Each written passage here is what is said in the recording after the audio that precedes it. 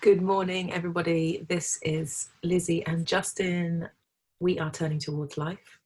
I increasingly feel like we're a radio program, like in Sleepless in Seattle or something, Justin, every time we do the opening part. So this is the third space project. We are 70 weeks old, which is ridiculously miraculous, which means this is our 70th Sunday in a row without a break doing this broadcast.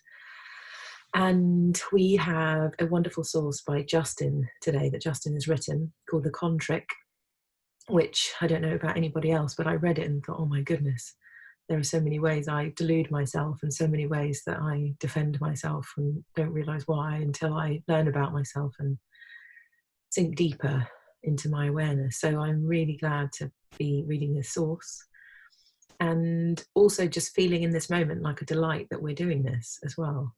And that we have something established. And at the beginning, before we go live, Justin and I do this thing where he goes, right, you do the opening and I'll watch the time. We have this little routine and we switch it each week, we think. And so one of us does the opening and one of us does the, right, it's time to go now thing. And so we have our little routine, and I think we both have a cup of tea. Sometimes Justin eats his cereals just before we go on air. Sometimes neither of us have any trousers on. We just look good from here on upwards because we know that that's where the camera goes to.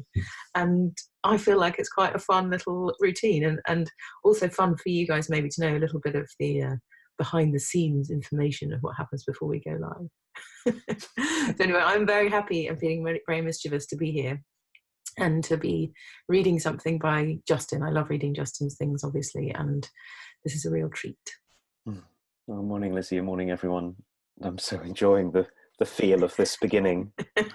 and I have to say, I was saying to Lizzie just before we came on, how much these days I feel my fear about how things are in the world and all the kinds of things I imagine are happening and might be happening and might actually be happening. And one of the things that I'm learning more and more is how important lightness and joy and playfulness is in the midst of what most terrifies us. And so I'm finding this so helpful. Lizzie was asking me, you were asking me how I was before we started, and I can feel a big shift, like all of that I think a lot about the world is still there, but there's something else that's here, which is to do with what it's like to be together right now and what it's like to be with all of you who join us in the morning live, and people who I know that many people who join us afterwards. It's maybe sometimes one of the ways of coming at the most serious stuff is also to be playful as well. So as you said, Lizzie, the other thing I'm appreciating is this is always live and dangerous. It's not like, you can see we don't have fancy shiny backdrops, and we don't have, because we're trying to do something that's, well, it's not trying it, it's real between the two of us, and it's real with all of you who join us as well. And that feels very important to me, that it's absolutely real, unscripted, live as it arises in the moment. And there was something else I was going to say about that, but I can't remember what it is now. So why don't we dive in? And I was going to say, we also haven't got producers speaking in our ears saying, say this and say that. Yeah, that's right. It's like go faster, get to the point, all of that. Stop babbling. Oh, I know what I was going to say. It really is something. So 70, of course, is an arbitrary number because it's a multiple of 10, and tens are important to us. But I realized when you said that, that there is, I don't think there's anything else I've done, a project that I've done with another person where we have kept going with such regularity and over such time. And I feel like we may only just be beginning. We may be way at the beginning of this. Who knows? We'll see. And we've talked a lot about what can come from living a life of practice. And this increasingly feels like practice to me. It changes me by doing it. And I'm preparing for a big piece of work I'm doing with some of our very dear Third Space colleagues next week in a hospital which we work in, and we're going to be talking about how we practice our way into a new culture and we practice our way into new relationships. We don't, it's not like so often we think, oh, I'll think about it a lot and I'll come up with some plan and I've got all kinds of concepts about it. And that can help, but in the end, it's the practicing our way in. So it really does feel different to have practiced our way into this Sunday morning, which feels now a part of, deep interwoven part of our lives, certainly for me. So Justin, shall I read first, or would you rather read first? I think you might need to read first, because I'm suffering from the technical difficulty that plagued me before on my web browser that's got the source in has frozen. Okay. So why don't you go first and I'll catch up. Great. Okay, so this is called Contrick by none other than Mr. Justin Wise. So, how easy it is to be up to something while simultaneously denying it. I have sophisticated strategies for trying to be in control while looking like I'm being inclusive, for trying to get people to love me while look as if I'm trying to help, and for being stubbornly attached to my own view while looking as if I'm asking what other people think. All of these allow me to hold on to a particular kind of self-image, kind, accommodating, self-effacing, while simultaneously getting my own way. And they involve some sophisticated kinds of denial, spinning stories that blind me to my real intentions. When I relate to other people in this way, things can get pretty complicated. Sometimes, I'm just about able to see what I'm doing while I'm doing it. The intentions which I was subject to become object, moving from the background to the foreground. And then I have a chance to intervene and to take responsibility for what I'm doing. This move requires that we get onto our own contricks, all the ways we convince ourselves of our rightness and deny our part in what's happening. Often it seems what I'm hiding from myself about my intentions is pretty much the worst kept secret of all, known to everyone else but me. And that is why for each of us to develop, it's so important to be surrounded by people who extend love our way, who see us for our goodness, and who extend the kindness and respect required to tell us the truth, with care for timing and in ways we can hear and understand, rather than keeping what they see to themselves. So I will read it as well. My browser has recovered itself. How easy it is to be up to something while simultaneously denying it. I have sophisticated strategies for trying to be in control while looking like I'm being inclusive, for trying to get people to love me whilst looking as if I'm just trying to help, and for being stubbornly attached to my own view whilst looking as if I'm asking what other people think. All of these allow me to hold on to a particular kind of self-image, kind, accommodating, self-effacing, while simultaneously getting my own way. And they involve some sophisticated kinds of denial, spinning stories that blind me to my real intentions. When I relate to other people in this way, things can get pretty complicated. Sometimes, though, I'm just about able to see what I'm doing while I'm doing it. The intentions which I was subject to become object, moving from the background to the foreground.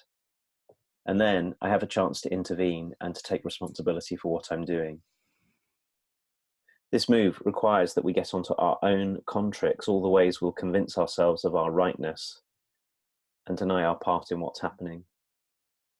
Often it seems what I'm hiding from myself about my intentions is pretty much the worst kept secret of all, known to everybody else but me. And that's why, for each of us to develop, it's so important to be surrounded by people who extend love our way, who see us for our goodness, and who extend the kindness and respect required to tell us the truth with care for timing and in ways we can hear and understand, rather than keeping what they see to themselves.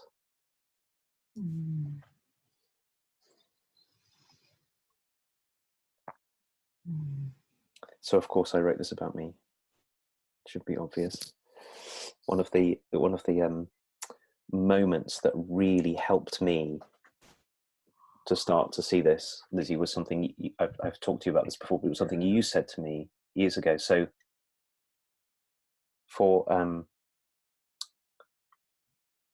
it was something you said that I had a way of asking people for help than having done it already before you got to it.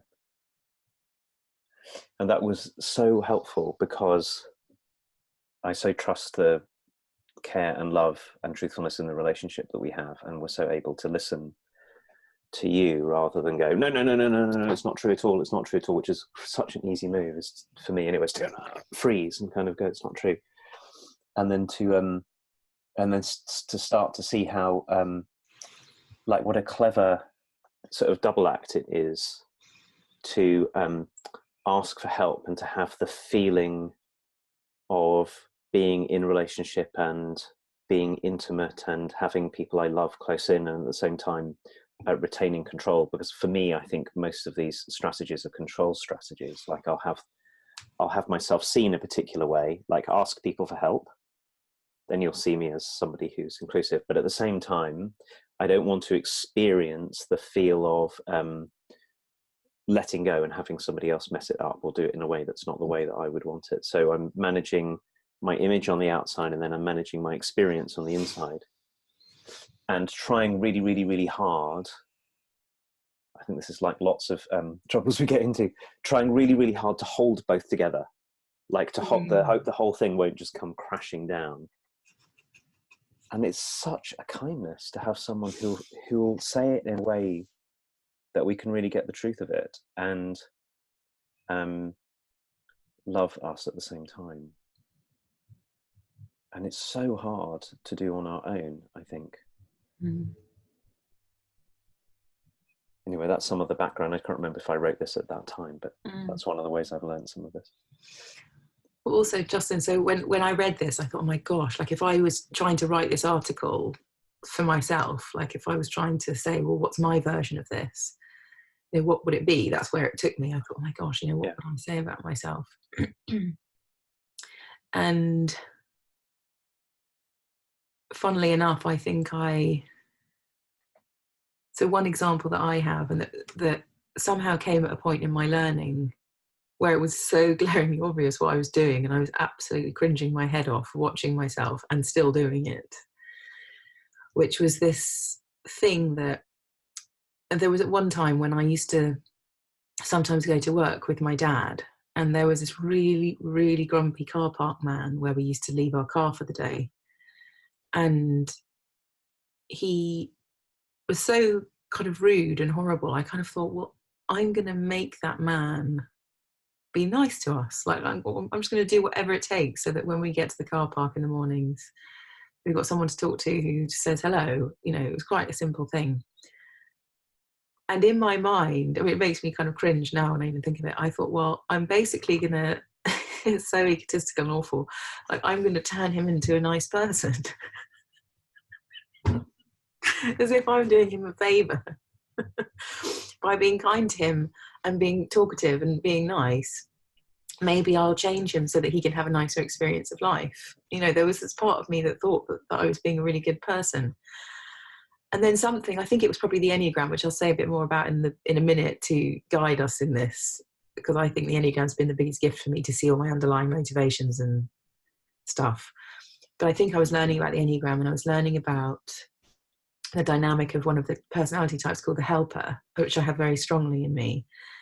And I think there was an invitation in it at the time to see that when you're trying to make people like you, or, you know, do something to make things okay, to notice that it's more about you than it is about the other person. Even if you think you're doing something good for someone else, see what you're doing for yourself by doing it. And so with the car park man, it suddenly dawned on me when I was like at the booth talking to him, trying to make him into a nicer person, that I was doing it because I didn't feel comfortable with the way that he was treating us in the mornings. And I wanted that to change so that I could control the situation and make it peaceful and make it harmonious, so that I didn't have to deal with this thing in the morning of somebody being really brusque and rude.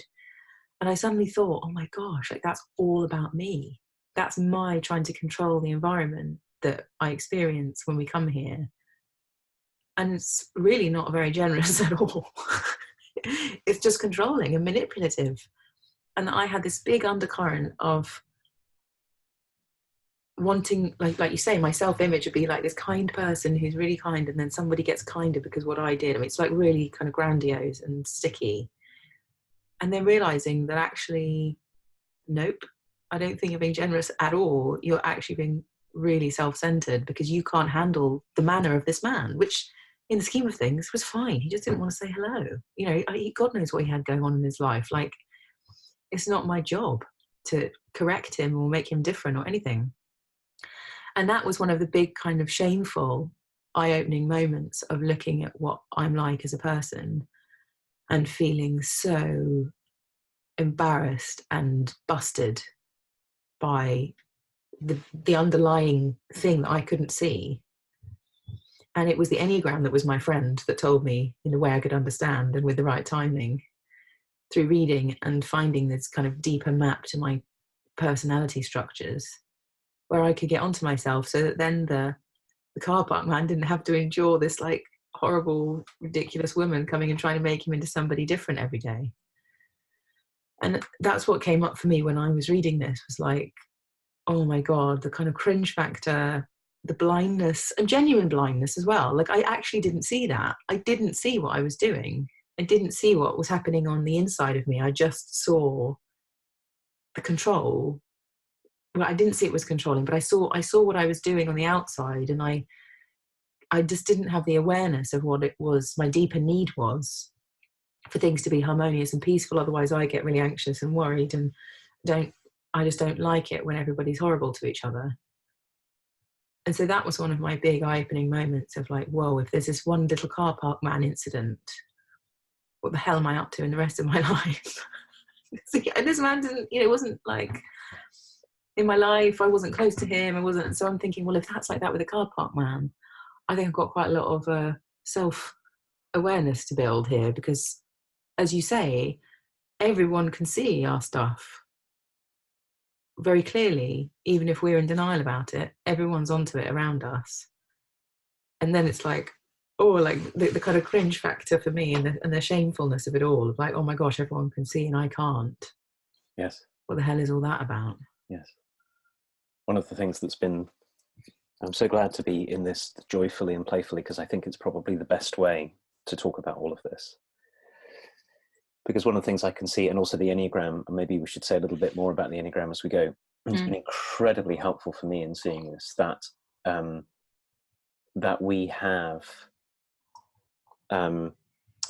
habitual ways of relating to the whole of everything, that, and this is what I was trying to say in writing this, that we're subject to, that they are behind, they're like the background of the world. It was so hard for us to see that we are acting out a kind of set of commitments, which in my case has been something like always be in control. So be terrified underneath of not being controlled. And I didn't feel my fear. I said earlier how much of fear I'm feeling these days. And I think one of the things that's going on is I'm starting to learn to feel the fear that's been underneath all the time, but which I never really felt. I felt all kinds of other things.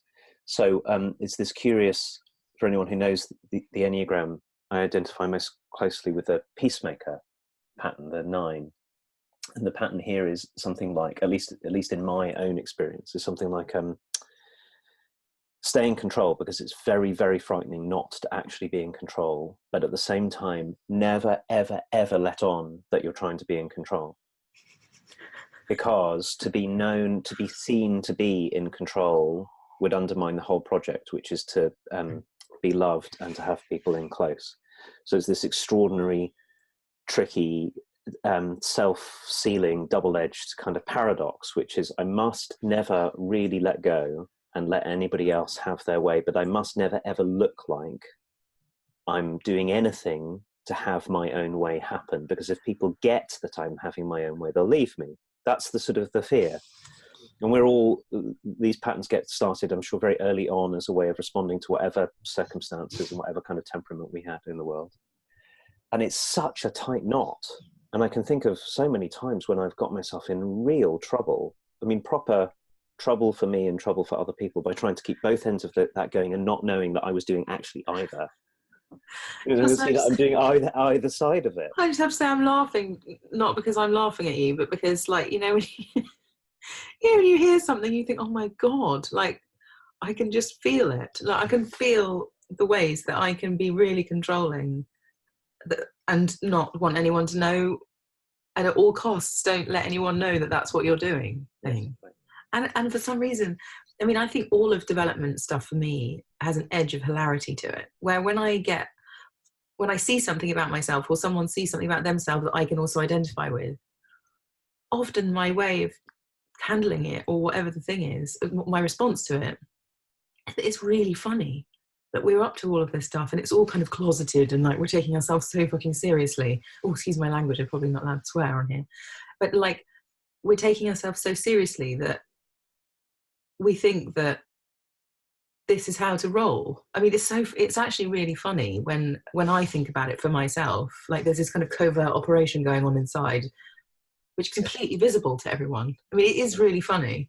And so anyway, I wanted to explain that in case anybody thinks that I'm... That's so lovely. And but I'm feeling the same. It's so painful to be caught in it, and it's also really hilarious. Yeah. It's really good to see the hilarity of it alongside, truthfully, all the pain it causes, all the trouble it gets us into, all the trouble it causes for other people, all of that. Mm-hmm. Because one of the things I know for me is that the fear of what would happen if I ever got close to admitting this to myself or letting anyone else see it, the disastrous consequences that would come. And that's why, it's one of the reasons why I so loved what we were doing last weekend after our call. We had this Sunday of the third session of the PCC, the professional coaching course. One of the things we do is sit and watch some people coach and give feedback on coaching. And one of the things I really got onto watching that is, essentially, if I'm going to be really simplistic about it, there are two moves that we make with one another. We either kind of get it recruited into and enmeshed in other people's whole way of doing this, like, better not say to Justin that he's being controlling, because then he'll be hurt and then he'll withdraw, and I don't want that to happen. So we just take up our part in the role. Or if we're really lucky, we'll have someone who will really love us, like fiercely, fiercely love us and love our goodness, which I think is the really important thing, who will really, really see the goodness and the clarity. I don't mean in a diminutive way, just like you're saying, just like, my God, what a thing. And when we can feel that we're really loved by someone and they can see our goodness and they can show us things that help us to see this, and we get that they won't leave. We get that this is not conditional, and that you're not telling me because unless I change my ways, you're out of here, or you'll hate me, or you'll do something nasty to me. You're telling me as an act of love and care at a time that I can hear, in a way that I can hear it, which is all takes such skill, which is what I think coaches can do, but so many other people can do this.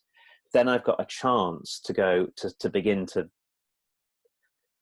maybe if I'm, to laugh, to see the hilarity of it and the craziness of it, and just to let it soften a little bit. So, for example, one of the things I know around you is that you're someone that I can say to, oh, look at me, here I go. When I catch it, I can be straight with you and not feel ashamed about it, because I know what the holding of our relationship is that makes that possible. And so many of us don't have that. Like, we have to really look for it to find it. And also the other side of it for me is thinking about how can we be that for one another? Like, how can our learning to be that kind of loving, like unconditionally loving, kind, truthful presence with one another that will help us to see what will really help us, and to smile about it and to laugh about it and to treat our demons like clowns or like fools, to be foolish in the middle of it. Yeah. Is what helps us start to unknot this. Yeah, and it does feel like one of those, what are those knots called that are like, the harder you pull, the tighter they get? Gordian knots, I think. Yes, a Gordian knot. It feels like that, or / a section of Christmas lights. Like fairy lights when you're trying to untangle.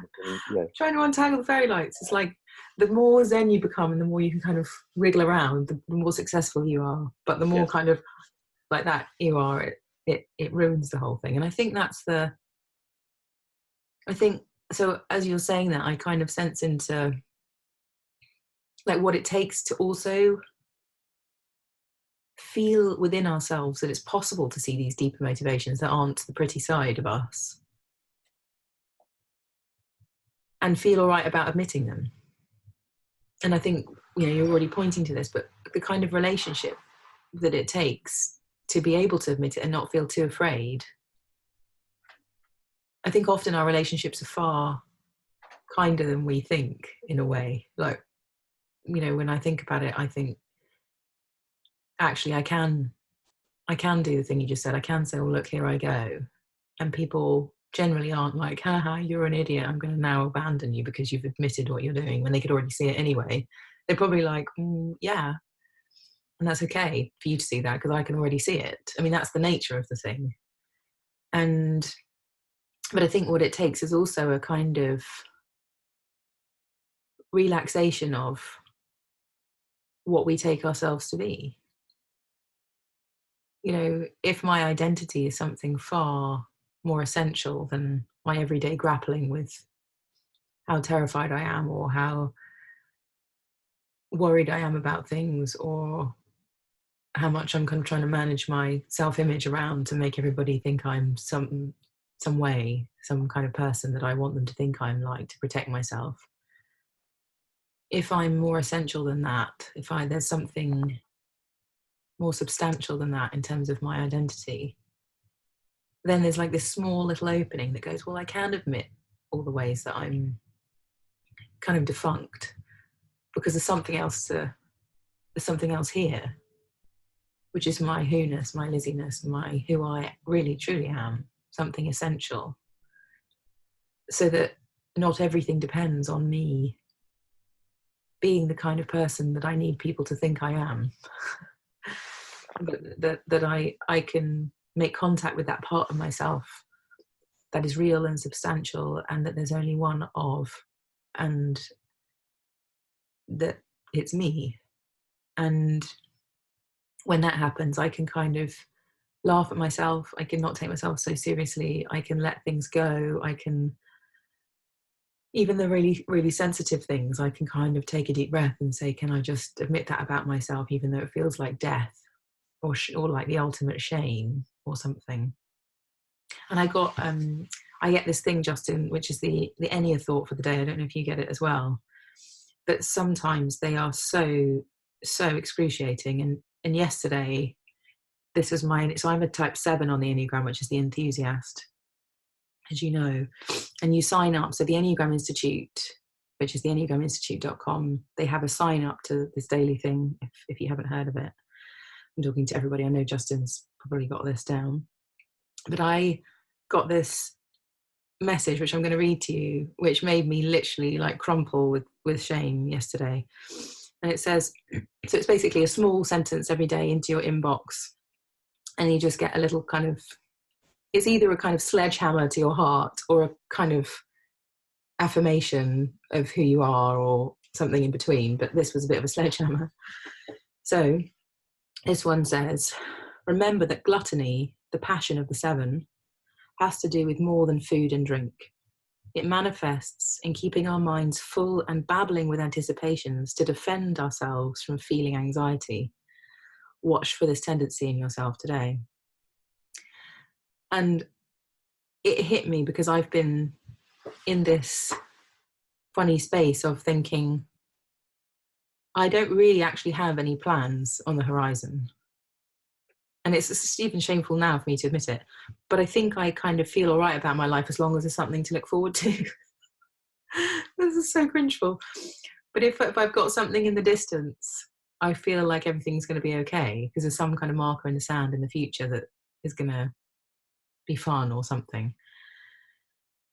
And so keeping my mind full and babbling with anticipations as a means of and without that I wouldn't know. But when it gets said, I know that I'm avoiding confronting this kind of essential anxiety.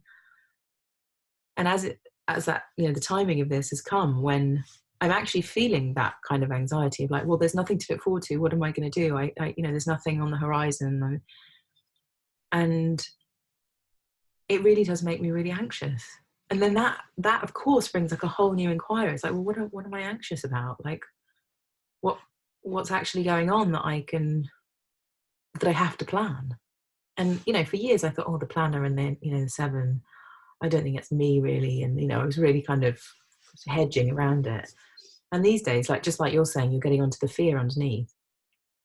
And I remember one of my enneagram teachers saying to me once, you scratch the surface of a seven that looks all kind of bubbly and fun, and there's like a deep fear and anxiety that's not very far below the surface, but it's so terrifying and uncomfortable that of course I'm up to all this stuff to not experience the thing that the mechanism was there in the first place to help me avoid.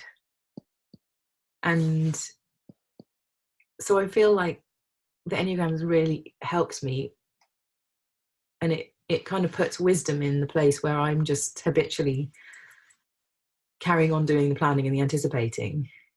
It actually helps me to go, well, what's actually going on here? Without which I'm pretty sure, I mean, my history with the enneagram's kind of long, and when I look back and think of my life without it, I don't think I'd have barely any of the understanding of myself that I have now, just with me alone thinking about it and talking about it with my friends and family. And so I think the enneagram's a real gift in this particular realm, which is what am I avoiding, and what are my strategies for avoidance of certain things, and how do they show up, and what does it bring about in my life to not be in touch with the thing that's actually going on, really.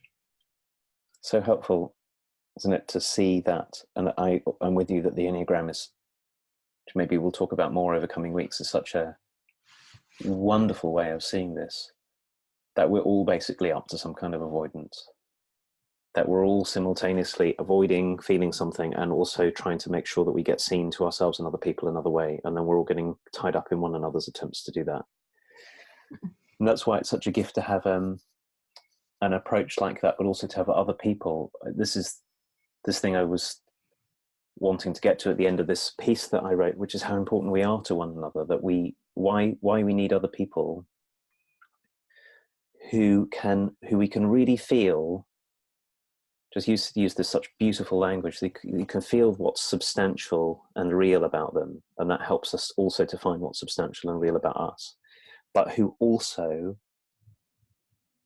understand that they, like us, are up to the project of avoiding and self-denying and manipulating the world. And when we can start to see, well, we know that we're in the presence of someone who isn't coming at us from the stand of you are broken and look at all the trouble you're causing and I am going to fix you, a little bit like it sounds like you with the man in the car park, that you got onto.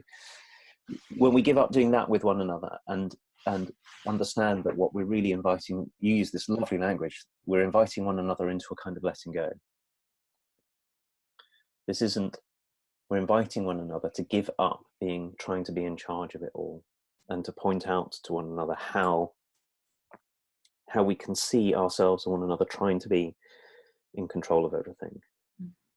That's when we have the biggest chance of actually meeting one another and showing up in life, and also beginning to untangle it's the gentle route for untangling. I love this I think the fairy lights is such a great metaphor, that the more you yank at it, the tighter it becomes, and that's how it feels. It's gentle, truthful, gentle, kind, real, hilarious, loving of one another, and of our own knottedness and our own complications that makes this possible. I feel so glad in saying that to have had some people around me who are willing to do that, who are willing to love me enough and be gentle enough and to be true enough. I can begin to feel sometimes the knot, my own part in untangling, so that something real and substantial can come through.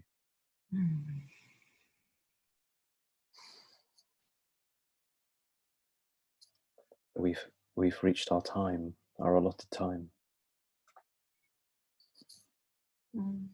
So I just want to say, Lizzie, thank you to you for this conversation, and I want to say thank you to everyone.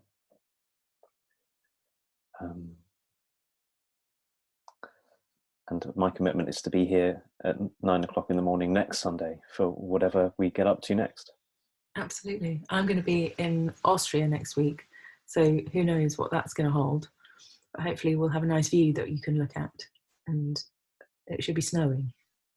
So I'll see you all from Austria, and thank you so much, everybody, for being here with us and letting us be vulnerable and letting us be in the conversation in the way that this all works. And I always feel such compassion and understanding from everybody's comments and everybody when we meet people, and how people talk to me anyway about this process of us being in these conversations. And I feel very invited to be real by all the people that I've met and all the ways that everybody participates. So thank you for that part of this as well. Okay, everyone. See you next See you week. next time.